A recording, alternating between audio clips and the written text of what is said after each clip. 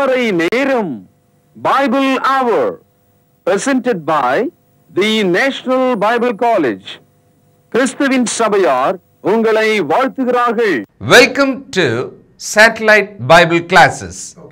வணக்கம். தேசிய வேதாகம கல்லூரி மாணவ கண்மணிகளே, தோழர்களே, அருமை பெற்றோரே, உலகளாவிய என் தமிழ் சொந்தங்களே, இந்த நாட்களில் கொரிந்தியருக்கு எழுதிய முதலாவது நிருபத்தை கண்ணும் கருத்துமாக மிகவும் அக்கறையோடு நாம் படித்து வருகிறோம். அந்த வகையில் இன்றைக்கு 1 கொரிந்தியர் 11வது அதிகாரம் முழுவதையும் நாம் தெரிந்து கொள்ளலாம். இந்த அதிகாரத்தில் 34 வசனங்கள் இருக்கிறது. ஏற்கனவே இந்த கொரிந்து சபை, அந்த பட்டணம், அந்த ஊரில் உள்ள மக்கள், அவளுடைய கலாச்சாரம், அவளுடைய பொருளாதாரம், அவளுடைய விக்கிரக வழிபாடு, அங்கே உள்ள ரோம மக்களுடைய ஆணவம், இதெல்லாம் நம்ம முன்கூட்டியே படிச்சிருக்கிறோம். நம்ம ஊரில் ஒரு பழமொழி சொல்லுவாங்க, இடம் பொருள் ஏவல். நீ எங்கே இருக்கிறியோ அப்படி தான் இருக்க முடியும். இந்தியாவில் இருக்கிற ஒரு கிறிஸ்தவன் இந்திய கிறிஸ்தவனாக தான் இருக்க முடியும். அவன் ஒரு அமெரிக்க கிறிஸ்தவனை போல் இருக்க முடியாது. குறிப்பாக சபை என்று நாம் எடுத்துக்கொள்ளும்போது அதில் மார்க்கம் இருக்கிறது, மதம் இருக்கிறது. ஒரு பக்கம் மதவாதிகள், ஏறக்குறைய 2000 பிரிவுகள், அவரவர்களுடைய கருத்துக்களை இந்த வசன விஷயங்களில், சத்திய விஷயத்தில் அவர்கள் பேசுவதை நம்ம பார்க்குறோம். சரி, மார்க்கமாவது சரியாக இருக்கான்னு பார்த்தா மார்க்கத்துலேயும் ஏகப்பட்ட குழப்பம் இருக்குது. நடுநிலையான இந்த நிகழ்ச்சி, அதாவது இந்த பைபிள் அவர் ப்ரெசன்டேஷன் உங்களுக்கு ரொம்ப முக்கியமானதாக இருக்கும். நீங்கள் உங்களுடைய கனவுகளையும் உங்களுடைய சொந்த அபிப்பிராயங்களையும் விட்டுவிட்டு தேவனுடைய வார்த்தையின்படி நடக்க நீங்கள் முயற்சி செய்யும்படியாக உங்களை நான் அழைக்கிறேன். பாருங்கள், நம்ம வீட்டில் குறைந்தது ஒரு 3 வேளை சாப்பிடுகிறோம். நமக்கு பிடித்ததை நம்ம செய்து சாப்பிட்றோம். இப்போ நம்ம ஒரு நோயாளியாக இருந்தால், உதாரணமாக ஒரு சர்க்கரை நோயாளின்னு வைங்க, சர்க்கரை தவிர்த்து மற்ற எல்லாத்தையும் சாப்பிடுவோம். ஒரு இருதய நோயாளியாக இருந்தால் கொழுப்பு நீக்கி நாம் சாப்பிடுவோம். நம்முடைய வீடுகளில் நம்முடைய சாப்பாட்டை சாப்பிட நமக்கு உரிமை இருக்கிறது. அதற்கேற்ற மாதிரி நம்ம நடந்துக்கலாம். அப்போ தேவனுடைய சபையில் தேவன் நமக்காக வைத்திருக்கிற நினைவு கூறும் அப்பத்தை நாம் எவ்விதமாக பயன்படுத்துவது, சாப்பிடுவது என்ற விஷயத்தில் நம்ம ஞானத்தை பயன்படுத்தக்கூடாது, நம்ம உரிமையை பயன்படுத்தக்கூடாது. நம்முடைய வீட்டு சமையலை போல கர்த்தருடைய சமையலை மாற்றக்கூடாது. கர்த்தருடைய பந்தி என்பது வேற ஒரு விஷயம். இதை நீங்கள் முதல்ல மனசில் வாங்கிக்கணும். பாருங்கள், 1 கொரிந்தியர் 11வது அதிகாரம் 22வது வசனத்தில் நச்சுன்னு ஒரு கேள்வி வைக்கிறார். புசிக்கிறதுக்கும் குடிக்கிறதற்கும் உங்களுக்கு வீடுகள் இல்லையா? அப்போது சாதாரண சாப்பாடு, சாதாரண தண்ணீர் அல்லது திராட்சை ரசம், அப்பம், எதை வேணால் நீங்கள் வீட்டில் செஞ்சு சாப்பிட்டுக்கலாம். அது வீட்டு சாப்பாடு. சபைக்குரிய சாப்பாடு, ஃபுட் அட் த சர்ச்.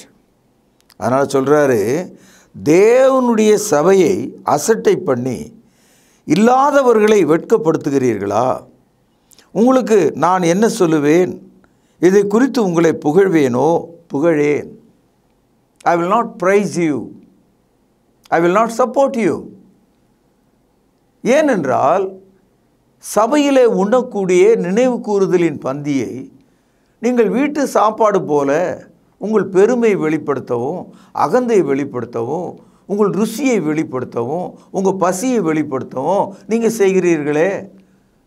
ஆகவே உங்களுக்கு எந்த மரியாதையும் இல்லை என்று சொல்கிறார்.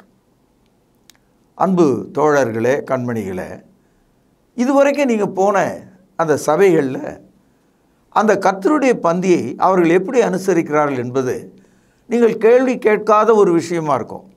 சபையில் செய்கிறாங்க, நாங்கள் அதை அப்படியே பின்பற்றுகிறோம். யார் யார் எந்த சபைக்கு போனாங்களோ அதுதான் அவங்களுக்கு சரி, அந்த மாதிரி ஏற்பட்டு விட்டது.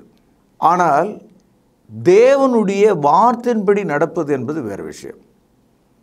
இப்போ உதாரணமாக இயேசு காலியான குடங்களில் தண்ணீரை நிரப்புங்கள் என்று சொன்னார். அப்போ தண்ணீருக்கு பதிலாக வேறு ஒன்றும் நிரப்ப முடியாது. அதை மொண்டு கொண்டு போங்கள்னு சொன்னார். அது மொண்டு கொண்டு போகும்போது தண்ணீர் திராட்சை ரசமாக மாறினது. இந்த உதாரணம் உங்களுக்கு கண்டிப்பாக புரியணும். எப்பொழுது தண்ணீர் திராட்சை ரசமாக மாறியது? கிறிஸ்துவனுடைய கட்டளை தண்ணீர் மேலே வந்தபோது, when the command of Jesus Christ came and applied on a plain water, when they draw the water and move it, it become wine. அப்போது தண்ணீருக்கும் முண்டு கொண்டு போகிற நேரத்துக்குள்ள தேவனுடைய கட்டளை மாறுகிறதுங்க. தண்ணீர் எடுத்து கொண்டு போகும்போது தேவனுடைய கட்டளை அங்கே செயல்படுகிறது. புரிஞ்சுதுங்களா? இது சீர்திருத்த சபைகள், அதாவது புதிய ஏற்பாட்டு சபைகள், அவங்களுக்கே இது தெரியவே தெரியாது. அவன் வெள்ளக்கார ஏதோ ஒன்று சொல்லிட்டு போனால் அதனால் இவன் செஞ்சிட்டு இருக்கான். இந்த விஷயத்தை நீங்கள் ஆழமாக புரிஞ்சுக்கணும். பாருங்கள், யோவான் எழுதிய சுவிசேஷம் 6ஆம் அதிகாரத்தில் இயேசு கர்த்தருடைய பந்தி நமக்கு எப்படி அறிமுகப்படுத்துகிறார் என்று பாருங்கள். யோவான் எழுதிய சுவிசேஷம் 6வது அதிகாரம் 33வது வசனம். வானத்திலிருந்து இறங்கி உலகத்துக்கு ஜீவனை கொடுக்கிற அப்பமே தேவன் அருளிய அப்பம் என்றார். இந்த இடத்துல வெறும் அப்பம் என்று சொல்லாமல் ஜீவனை கொடுக்கிற வானத்திலிருந்து இறங்கின அப்பம் என்று பேசப்பட்டிருக்கு. It came down from heaven, it's living. இப்பொழுது யோவான் 6ஆம் அதிகாரம் 48வது வசனத்தில் இயேசு அந்த அப்பம் எது என்று சொல்கிறார். ஜீவ அப்பம் நானே. இந்த வார்த்தையில் ஜீவன் என்ற ஒரு வார்த்தையை நீங்கள் பார்க்குறீங்க. ஆங்கிலத்தில் லிவிங். இப்போ நம்ம வீட்டில் செய்து வச்சுருக்க எந்த ஒரு அப்பமும் உயிர் உள்ளதா? அது செத்து மாவாக போய் அதை சுட்டு தீச்சு வச்சுருக்கோம். அப்போ அது எப்படி உயிர் உள்ளதாக இருக்க முடியும்? ஆனால் இயேசு என்ன சொல்கிறாரு? ஜீவ அப்பம் என்று தன்னை அழைக்கிறார். அப்படியானால் இந்த அப்பம் கிறிஸ்துவின் வார்த்தையின்படி பங்கு கொள்ளும்போது அது ஜீவ அப்பமாக நினைவு கூறப்படுகிறது. உயிருள்ள ஆளை தொடர்றதுக்கும் செத்த பணத்தை தொடர்றதுக்கும் வேறுபாடு இருக்க. அது மாதிரி கர்த்தருடைய பந்திக்கும் உலகத்தில் நாம் உண்ணுகிற உணவுக்கும் வேறுபாடு இருக்கிறது. ஆனால் இன்றைக்கு சபைகள் இந்த இரகசியத்தை மறந்துவிட்டு இந்த மாபெரும் சத்தியத்தை விட்டு விலகி பெருவாரியான சபைகள் கர்த்தருடைய பந்தி என்று அழைக்கப்படுகிற இந்த அப்பத்தை அவர்கள் எடுப்பதில்லை. சிலர் ஆண்டுக்கு ஒரு முறை, சிலர் 6 மாதத்துக்கு ஒரு முறை, சிலர் 3 வாரங்களுக்கு ஒரு முறை, சிலர் பெரிய நட்சத்திர போதகர்கள் பிஷப் வருகிற அந்த நாளில் என்றெல்லாம் வைத்து கொண்டிருக்கிறார்கள். ஆனால் பழைய ஏற்பாட்டில் பஸ்கா என்பது ஆண்டுக்கு ஒரு முறை எடுக்கப்பட்டது. புதிய ஏற்பாட்டு பஸ்கா என்று அழைக்கப்படும் 1 கொரிந்தியர் 5:7 நாம் படிக்கிறோம். New Testament pass over. அது என்னன்னா வாரத்தின் முதல் நாளில் அதை எடுக்க வேண்டியதாக இருக்குது. ஆக பழைய ஏற்பாட்டு கால உதாரணத்தை புதிய ஏற்பாட்டில் நம்ம கை கொள்ள முடியாது. அதனால தான் அப்போஸ்தலர் நடபடிகள் 2வது அதிகாரம் 42வது வசனத்தில் ஆதி கிறிஸ்தவர்கள் அப்போஸ்தலருடைய போதனையிலும் ஐக்கியத்திலும் அதுக்கப்புறம் பார்த்தீங்கன்னா அப்பம் பிடுதலிலும் என்று நாம் படிக்கிறோம். ஆக ஆரம்பகால கிறிஸ்தவர்கள் அப்போஸ்தலருடைய போதனையாக பிரேக்கிங் பிரெட், அப்பம் பிடுதலை அவர்கள் கை கொண்டார்கள், உறுதியாக இருந்தார்கள். அப்போஸ்தலர் நடபடிகள் 20வது அதிகாரம் 7வது வசனத்தில் பவுல் அப்போஸ்தலர் தன்னுடைய பிரயாண நாளை தள்ளி போடுகிறார். ஏனென்றால் நடுவில் ஞாயிற்றுக்கிழமை வருது, வாரத்தின் முதலாவது நாள் வருகிறது. ஆகவே நான் திங்கட்கிழமை போகிறேன், இன்னைக்கு இங்கேயே இருக்கிறேன் என்ற மாதிரி வாரத்தின் முதலாவது நாளில் சீஷர்கள் அப்பம் பிட்கும்படி கூடி வந்தார்கள். அங்கே பவுல் இருந்தார், நடு இரவு வரைக்கும் பிரசங்கித்தார் என்று படிக்கிறோம். இது அப்போஸ்தலர் நடபடிகள் 2வது அதிகாரம் 7வது வசனம். அது மாத்திரமல்ல, தனியாக இருந்த அப்போஸ்தலன் பத்மு தீவில் வாரத்தின் முதலாவது நாளில் பரிசுத்த ஆவிக்குள்ளே நிறைந்ததாக ஒரு தகவலை வெளிப்படுத்தும் 1வது அதிகாரம் 9-10 வசனங்களை நாம் படிக்கிறோம். என் அன்பு சகோதரர்களே, சபை கூட துவங்கினது ஒரு ஞாயிற்றுக்கிழமை தான். இப்படி நமக்கு தெரியும்னா, பெந்தேகோஸ்தே பண்டிகை என்பது 50 நாளை காட்டுகிறது. அந்த 50வது நாளுக்கு பென்டியோகாஸ்ட் என்று எபிரேய மொழியில் சொல்கிறார்கள். ஒரு பெந்தேகோஸ்தே பண்டிகை 7 சனிக்கிழமைகளை கொண்டது. 7 சனிக்கிழமைனா 7 நாள்னு அர்த்தம் ஒரு வாரத்துக்கு. அப்போ 7 7 49 நாள். இப்போ 49வது நாள் முடிஞ்சு மறுபடியும் ஒரு நாள் வந்தால் அது ஞாயிற்றுக்கிழமையாக தான் இருக்கும். 1ஆம் தேதி ஞாயிற்றுக்கிழமைனா 8ஆம் தேதி தான் மறுபடியும் அடுத்த ஞாயிற்றுக்கிழமை. நான் சொன்னது விளங்குச்சிங்களா? அது மாதிரி பெந்தேகோஸ்தே நாள் எப்போதும் ஞாயிற்றுக்கிழமையில் தான் வரும், வாரத்தின் முதலாவது நாள்.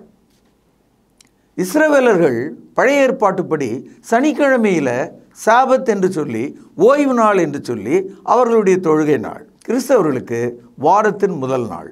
ஏனென்றால் தேவன் தமது குமாரனை மரித்தோரில் எழுப்பி பலமாக நிரூபித்து திருச்சபையை நமக்கு விளங்க பண்ணினார்.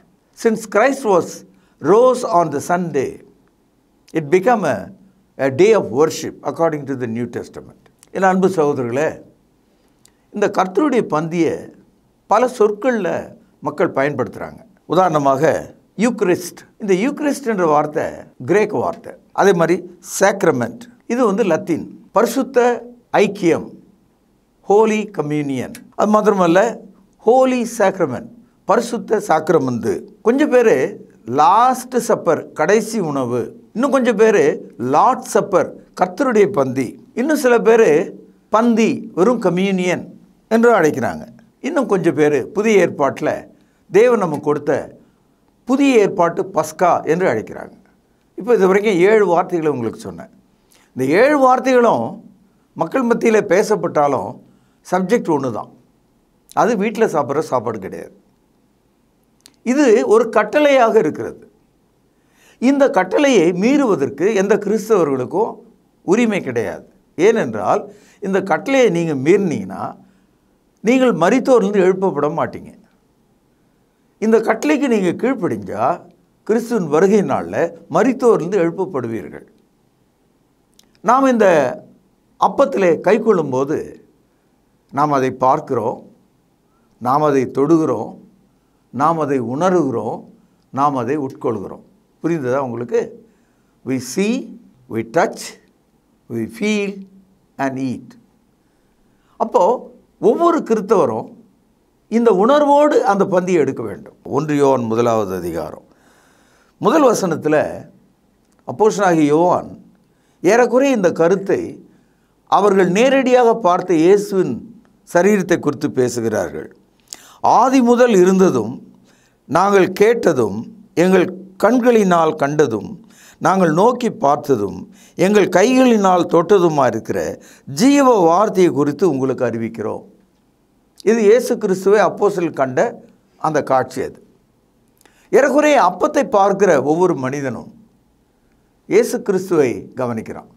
அங்கே இயேசு கிறிஸ்து உடலாக அந்த அப்பத்தின் வடிவில் இருக்கிறார். இயேசு கிறிஸ்துனுடைய இரத்தத்தின் வடிவில் திராட்சை ரசம் இருக்கிறது.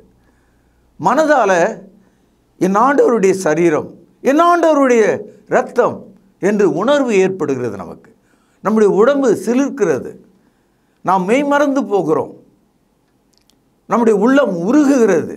என் ஆண்டவர் எனக்காக செய்த தியாகம், அதனுடைய விலை என்ன என்பதை நான் நினைத்து பார்க்கிறேன். என் உயிரிலும் மேலான அந்த அன்பின் விலையை எண்ணி பார்க்கிறேன். ரோமருக்கு எழுதிய நிருபம் 2வது அதிகாரம். நீங்கள் இந்த பிரபஞ்சத்திற்கு ஒத்த வேஷம் தெரியாமல் தேவனுடைய நன்மையும் பிரியமும் பரிபூரணமான சித்தம் என்னதென்று கவனிங்கள். பகுத்தறியத்தக்கதாக உங்கள் மனம் புதிதாகிறதுனாலே மறுரூபமாகுங்கள். இந்த வசனம் நமக்கு ஏற்கனவே தெரியும். ஆனால் இதில் நீங்கள் கவனிக்க வேண்டியது, மனம் புதிதாகிறதுனாலே மறுரூபம் ஆகுங்கள். இங்கே transform, not to be conform but to transform. இப்போ நம்முடைய மனம் கர்த்தருடைய பந்தியை எடுக்கும்போது புதிதாகிறது, கிறிஸ்துவின் சாயலுக்கு ஏற்றாற் போல மாறுகிறது. சொன்னது விளங்கிச்சா உங்களுக்கு? இப்போது நம்ம ஒருத்தரை பார்த்து வாழ்கிறோன்னு வச்சுங்களேன், அவரை மாதிரியே மாறிடுவோம். இப்போ நம்ம குழந்தைங்கள்லாம் பார்த்திங்கன்னா அப்பா அம்மா மாதிரியே அந்த டேஸ்ட்டு, எழுதுகிற முறை, பேசுகிற முறை, நடக்கிற முறை, உடுக்கிற முறை, அந்த பார்வை, இதில் எல்லாமே அவங்க அப்பாவை பிரதிபலிப்பாங்க, அம்மாவை பிரதிபலிப்பாங்க. உண்மை தானே? அது மாதிரி கர்த்தருடைய பந்தி இயேசுவை பிரதிபலிக்கும் மனதை நமக்குள்ளே தந்து விடுகிறது. புரிஞ்சா சொன்னது? உங்கள் மனம் புதிதாகிறதுனால, each time when you take Lord's Supper, you are transformed to the very image of Jesus Christ. எவ்வளோ ஆழமான ஒரு சத்தியம் கவனிச்சிங்களா? நேரமின்மை காரணமாக நான் சுருக்கமாக இந்த 1 கொரிந்தியர் 10ஆம் அதிகாரத்தை நிறைவு செய்யணும். முதல்ல என்ன கேட்டார்? வீட்டில் செய்கிற மாதிரி இதெல்லாம் செய்யாதீங்கன்னு சொல்லிட்டார். அதனால தான் நம்ம இனிமேல் கர்த்தருடைய பந்தியில் ஒரு கேக்கோ பன்னோ ரொட்டியோ நம்ம இஷ்டத்துக்கு கையாலோ காலாலோ செய்யாமல் அதை ஒரு பயபக்தியாக புளிப்பு அற்றதாக புதிய மாவினால் நாம் செய்யணும். சில சபைகளில் கேக் சாப்பிட்றாங்க, நான் பார்த்தேன். சில சபைகளில் உப்புமா சாப்பிட்றாங்க இந்த சபிக்கப்பட்ட மக்கள். ஆனால் புதிதாய் பிசைந்த மாவு, பழைய ஏற்பாட்டில் கூட தேவ சமூகத்தில் வைத்த அப்பம் புதிதாக பிசைந்த மாவினால் சுடப்பட்ட ஒன்றாக இருக்கிறது. அதனால தான் அன்லீவன் பிரெட், புளிப்பு அற்றது என்று நாம் பார்க்கிறோம். 23வது வசனம் படிக்கிறேன், நீங்கள் புரிஞ்சுங்க. நான் உங்களுக்கு ஒப்புவித்ததை கர்த்தரிடத்திலே பெற்றுக்கொண்டேன். யார் யார்கிட்ட பேசுகிறாங்க? பவுலடியார் கொரிந்தியருக்கு இதை பேசுகிறார். இன்றைக்கு நான் உங்களிடத்தில் பேசுகிறேன். பரிசுத்த ஆவியினுடைய வார்த்தைகள் இவைகள். புரியுதா? பாருங்கள், நான் உங்களுக்கு ஒப்புவித்ததை கர்த்தரிடத்திலே பெற்றுக்கொண்டேன். எப்படி எனில், கர்த்தராகிய இயேசு தாம் காட்டி கொடுக்கப்பட்ட அன்று ராத்திரியிலே அப்பத்தை எடுத்து. அப்போது இந்த வசனம் ரொம்ப தெளிவாக நமக்கு தெரியுது. இயேசு கிறிஸ்து என்றைக்கு இந்த கர்த்தருடைய பந்தி என்று அழைக்கப்படுகிற இந்த அப்பத்தை கொடுத்தார் என்றால், அவர் காட்டி கொடுக்கப்பட்ட அன்று இரவிலே. இதை நம்ம மத்தேயு 26ஆம் அதிகாரத்தில் தெளிவாக படிக்கிறோம். இப்போது அந்த பந்தி அவர் கொடுத்த போது அவர் என்ன செய்தார் என்று அடுத்த வசனங்களில் நாம் படிக்கிறோம். ஸ்தோத்திரம் பண்ணி. இந்த இடத்துல நிறைய பேர் என்ன நினைக்கிறாங்க, அவர்கள் அந்த அப்பத்தை கையில் எடுத்துக்கிட்டு இந்த அப்பத்துக்காக துதிக்கிறேன் அப்படின்னு சொல்கிறாங்க. ஆனால் பைபிள் அப்படி இல்லை. ஸ்தோத்திரம் தேவனை நோக்கி நாம் செய்கிறோம். அதை நீங்கள் விளக்கணும். ஸ்தோத்திரம் பண்ணி அதை பிட்டு, நல்லா கவனிச்சிங்களா, வாங்கி பையில் வைத்துக்கொள்ளுங்கள், பைபிள் நடுவில் வச்சுக்கோங்க அப்படி சொல்ல, சாப்பிடுங்கள் என்று சொல்கிறார். புசியுங்கள். அப்போது உங்கள் உடலில் நீங்கள் சாப்பிட்ற எந்த ஒரு பொருளும் அதனுடைய சக்தி உங்கள் உயிரோட்டமாக மாறிவிடுகிறது. What ever you eat, it become your energy. புரியுதுங்களா? அப்போது கர்த்தருடைய பந்தியை நீங்கள் சாப்பிடும்போது அது எப்படிப்பட்ட எனர்ஜியாக மாறுது? கிறிஸ்துவின் சாயலுக்குரிய எனர்ஜியாக மாறுது. பிரபஞ்சத்துக்கு ஒத்த வேஷம் இல்லை, தேவனுக்கு பிரியமான ஒரு மறுரூபத்தை நமக்குள்ளே கொண்டு வருகிறது. அதனால தான் கர்த்தருடைய பந்திக்காக வாரந்தோறும் கிறிஸ்தவர்களாகிய நாம் ஆவலோடு காத்திருக்கிறோம். அதில் சேருவதற்காக நாம் காத்திருக்கிறோம். It is so dearer, it is so lovely. You cannot hesitate or postpone. You have to wait on the Lord's table. காத்துட்ருக்கணும்.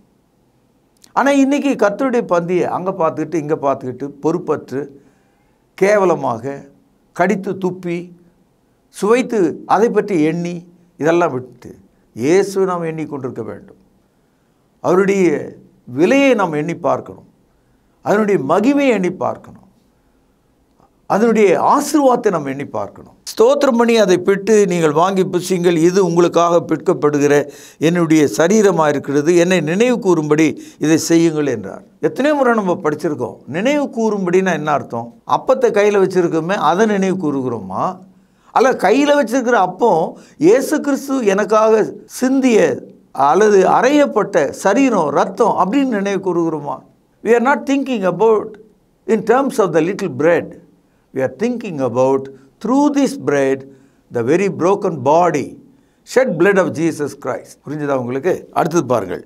போஜனம் பண்ணின பின்பு அவர் அந்தபடியே பாத்திரத்தை எடுத்து, இந்த பாத்திரம் என் இரத்தத்தினால் ஆகிய, கவனிங்கள், புதிய உடன்படிக்கையாக இருக்கிறது, நீங்கள் இதை பானம் பண்ணும் போதெல்லாம் என்னை நினைவு கூறும்படி இதை செய்யுங்கள். இந்த வசனத்தில் ஒரு புதிய சொல்ல நீங்கள் பார்த்தீங்க, உடன்படிக்கை.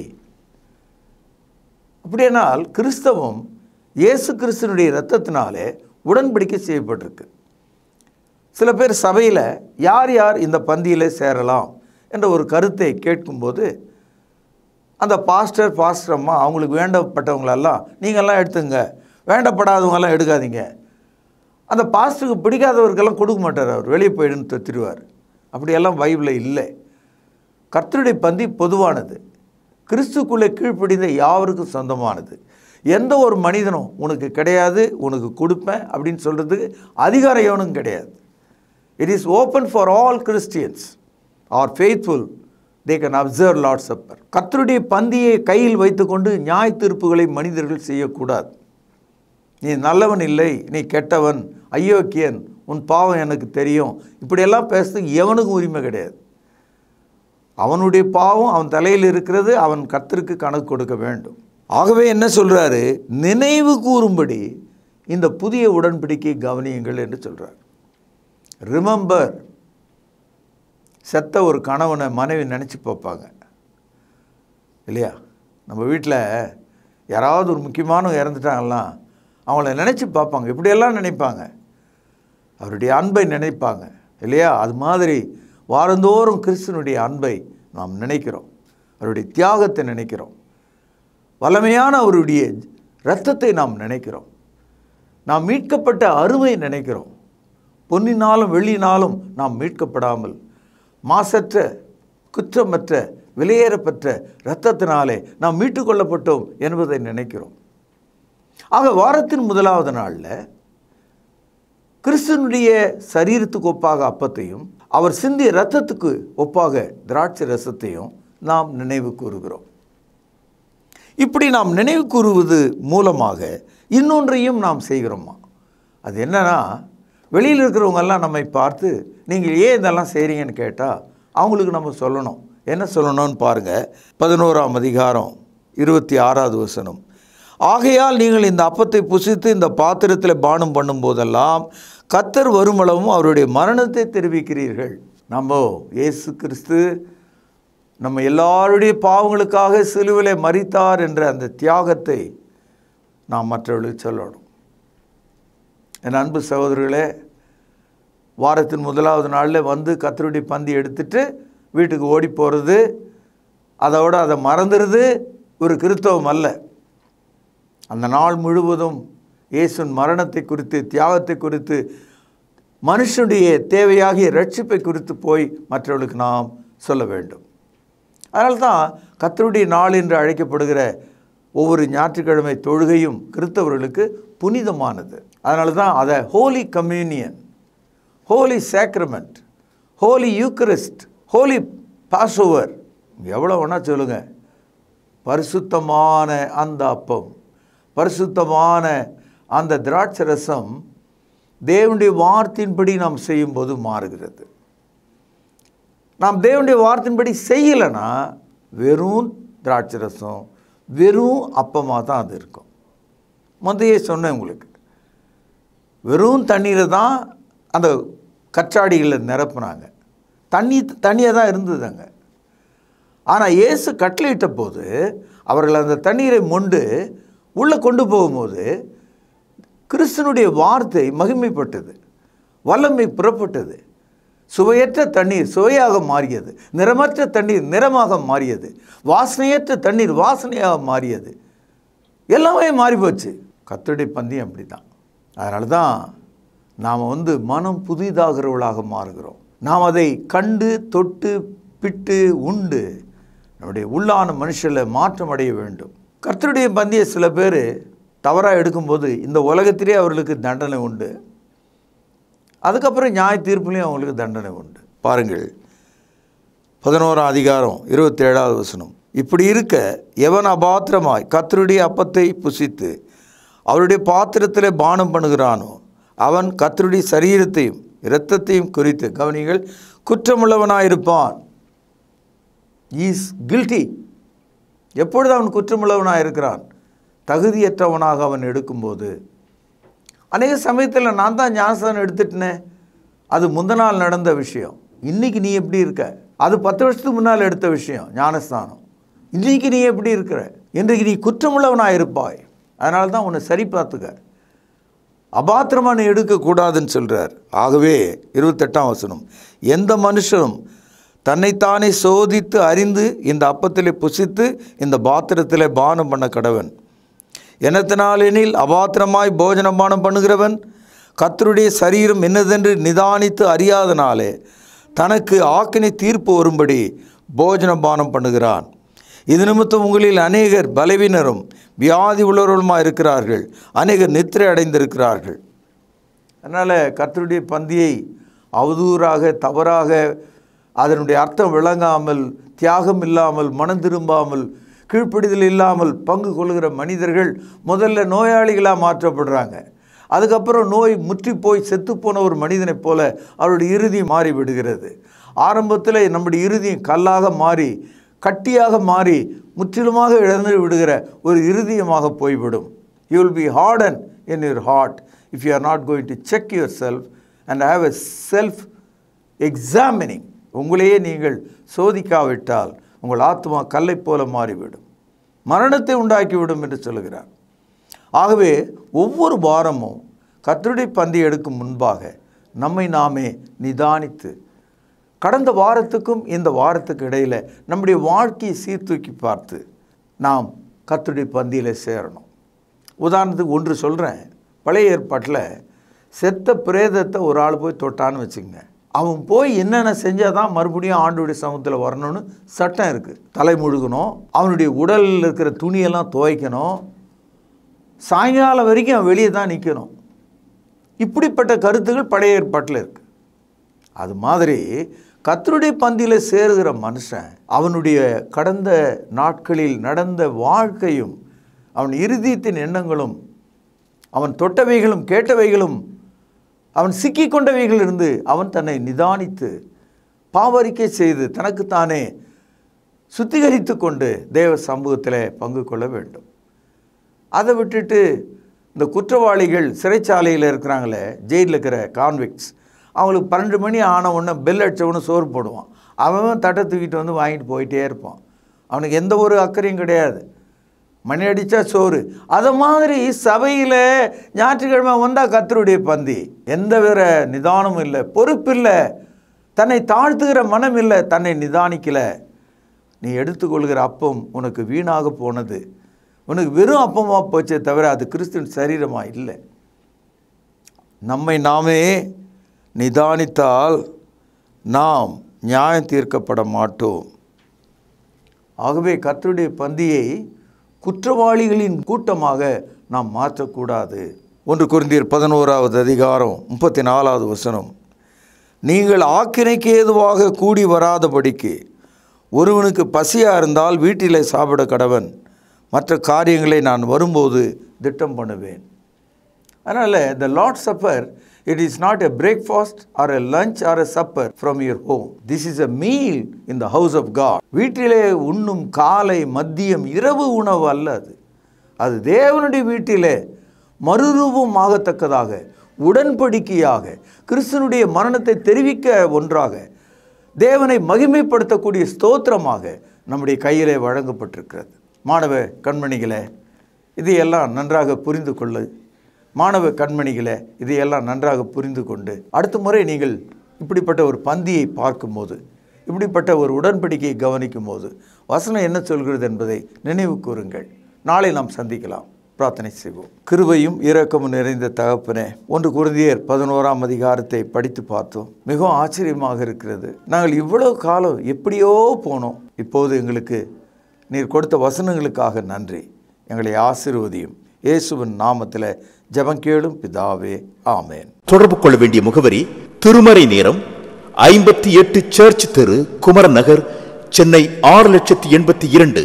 செல்போன் 9385500882. கர்த்தாவே, தேவர்களில் உமக்குப்பானவர் யார்? வானத்திலும் பூமியிலும் உமக்குப்பானவர் யார்?